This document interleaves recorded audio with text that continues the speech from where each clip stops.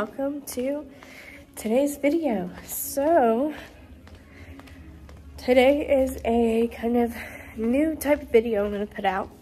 It's a big sister advice video while I'm walking through the museum because I was lazy this morning and didn't want to work out, so this is my workout. Walk in the museum for half an hour, but I just wanted to do kind of a big sister video because something recently happened to me and I didn't know what to do. I had no prior experience with this thing and that I would share.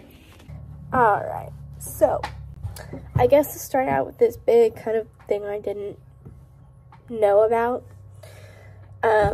I got a UTI. And if you don't know what a UTI is, it's a urinary tract infection. So it can be for men and women. Both can get it because we both have urinary tracts. Just in case you didn't know that. But yes, there are many ways to get a UTI. And I'm speaking on the woman's behalf because I am obviously not a male. But many of the common ways is not peeing after sex, which was my mistake. Not peeing before sex, holding your pee for too long, just generally not cleaning yourself and stuff like that. And if you're like me, I had never had a UTI before, so I personally thought that if you got a UTI, you just didn't clean yourself, you were dirty. And I was embarrassed. And I mean, most people aren't going to walk around saying, oh, I have a UTI. But I was beyond embarrassed. Like, I was just like, what? This is gross. I can't believe I got a UTI. Like, I take care of myself. Turns out it's not exactly like that. And that was kind of hard to realize and come to terms with, because it was something I'd always believed. I had never had a UTI. My mother had never told me anything about UTIs. I don't know if she'd ever had one, but I had zero knowledge. So coming from having zero knowledge, I'll tell you what happened when I got the UTI. So I had not peed after sex, and I learned the hard way to always pee after sex. Thought, oh, I did it one time, I'll be fine. No, you will not be fine. At least if you're me, you will not be fine. So, yeah. I did some research, and when you have a UTI, it can take typically anywhere from 2 to 3 days to actually show symptoms from the day of infection. So, a couple days after I didn't pee after sex, I started having some weird problems, and I kind of discounted it. I'm a type 1 diabetic, if you did not know, and, well, I sometimes have to pee all the time, and most people would be like, oh my god, you have a UTI, because I'll go pee, and then, like, 5 minutes later, I'll be back in the bathroom with a full bladder peeing. That's just kind of how it goes for me with my high blood sugars, so I didn't really question it, just went with it. It started happening about 1 or 2 in the afternoon while I was here at work. And I was having some other issues that day. Didn't really think about it. Got home, and about 6 p.m. I realized there is something wrong. I could not stop peeing, and every time I would go pee, it wouldn't be like a full bladder pee. I would be sitting there, and I was like, oh my god, my bladder's going to explode, and it's 3 drops. And it was really starting to get me upset. I was getting frustrated, and I didn't have what a lot of other people have with UTIs. My urine wasn't cloudy or discolored. My discharge wasn't discolored. There was no foul odor in either the discharge or my pee. And I didn't have a burning sensation when I peed, so I was like, okay, I don't know. And I was doing research, and so technically what I had was a silent UTI, where a lot of the more obvious symptoms, like the pain and odor and discoloration, wasn't there. So I, after researching for a while, decided to go to CVS, where they had at-home UTI tests. So I went to the store with my husband, literally in my pajamas. I didn't care. And, of course, by the time I got there, I had to pee anyway. I bought the UTI test and took it in the store. Because for me, I was like, you know what? I'm pretty sure I have a UTI after doing all this research, which, if you have time to go to a doctor, like you catch these symptoms early enough where you can go to an urgent care, just go to the urgent care. Because Google can really freak you out with some stuff. But I had no time, so I looked it up on Google. And at that point, I was, like, convinced I had a UTI. So I was like, you know what? I'm going to go take the test in the bathroom so that I can turn around and buy the medicine if I need it, rather than buying the medicine and then not using it.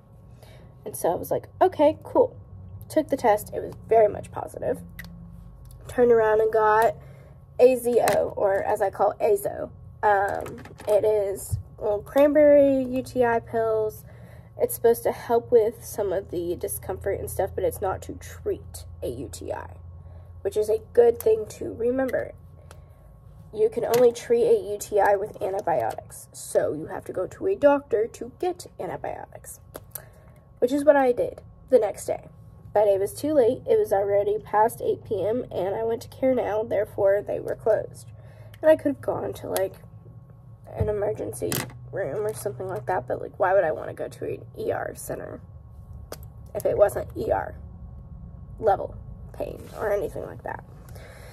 So I went with it. I went the next day to the doctor, and I told them, hey, I started taking these Azo pills. Like, if I pee in a cup and you test my pee, because obviously I imagine it's what you have to do, I just wanted to let you know so you don't see bright orange pee and think something's very wrong. And they were like, okay, yeah, like, that could affect some of the tests, but I'll let them know and they can do something else. Like, they can find a way to look around that instead of going, oh, let's dip this stick and just go with that. But there was definitely some stuff going on. So they were like, yeah, you have a UTI. And I was like, cool. And we went from there. They prescribed me an antibiotic, and I started taking it. And the first couple days, I just felt like shit. The antibiotic made me feel really sick, pretty much every time I took it. But I've learned that if I took it with enough food, I pretty much felt fine.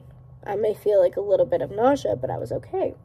So I was like, cool, whatever. A few days go by, and I start to feel so much better. Like, I pee normal intervals, and I was peeing a lot because they tell you to flush yourself out. So you need to be drinking lots of water, and they say unsweetened cranberry juice.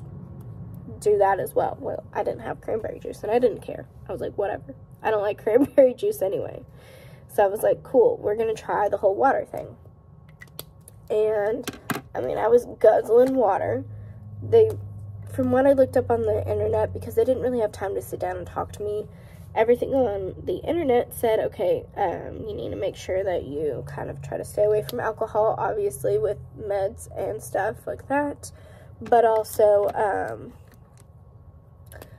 stay away from caffeine, because that can irritate your bladder. Caffeine typically makes people need to pee more. So I avoided caffeine for quite a while before I decided to start introducing little bits. So I would make coffee at home and get coffee out, but I always made sure I had something with it so that I was okay. And that started to be fine, so I was like, cool. And then the last day on antibiotics, I got a Monster drink, because I was like, you know what, I'm tired, I want real caffeine, and I don't feel bad anymore. And one thing that they really stress to you is no matter how much better you feel, you need to complete your antibiotics. Doesn't matter if you feel completely fine, you're peeing like you normally did before, you have to finish it out, otherwise the infection can come back. And what they did was they took cultures and they said, oh, we'll give you a call when we know, or in like 3 days or something like that, with what bacteria it is. I never got that call. So at the time of filming this, I haven't gone back to the doctor. But typically, what they say is come back at this day and time, or at this day, and we'll check you back out, make sure everything is good. Make sure the antibiotics did something. And really, I feel like if you are feeling better, your symptoms are gone, the antibiotics did what they were supposed to do, as long as you were taking them correctly. So, I'm sure I'm probably totally fine at this point, but,